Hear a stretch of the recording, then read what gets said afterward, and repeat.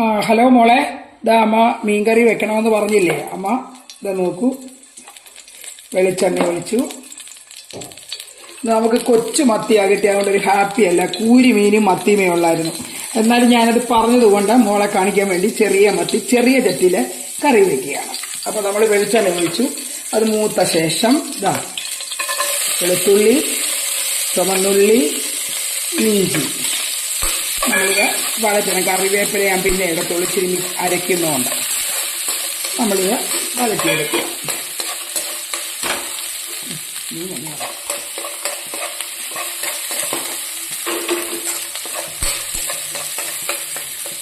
അപ്പോൾ നമുക്ക് ഇതാ മൂത്ത് വരുന്നുണ്ട്.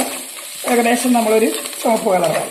നമ്മളെന്തെടുക്കണം, മുളക് പൊടിയും മല്ലിപ്പൊടി ഇട്ടു. എൻ്റെ ഇതൊരു കുഞ്ഞുമത്തിയാണെങ്കിലും ഒരു 14 മത്തിയോളം ഉണ്ട്. ഇതാ നോക്കൂ, ഒരു 2 ടീസ്പൂൺ മുളക് പൊടി എടുത്തിട്ടുണ്ട്. ഒരു 1 ടീസ്പൂൺ മല്ലിപ്പൊടി ഇട്ട് അത് നമ്മൾ ഫ്ലെയിം കുറച്ച് ചെറുതായിട്ട് നമ്മളൊന്ന് ചൂടാക്കണം, ആ പച്ചിപ്പ് മണം പോകാൻ.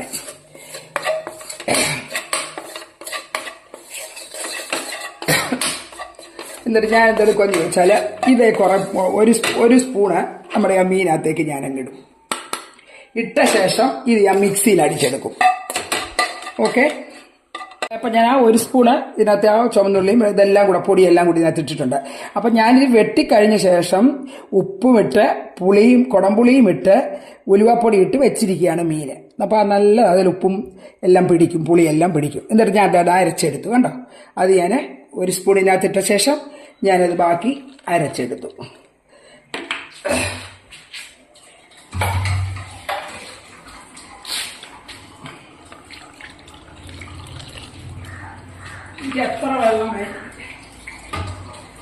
എനിക്ക് എത്ര വെള്ളം വെച്ചാലും തൃപ്തിയാകത്തില്ല.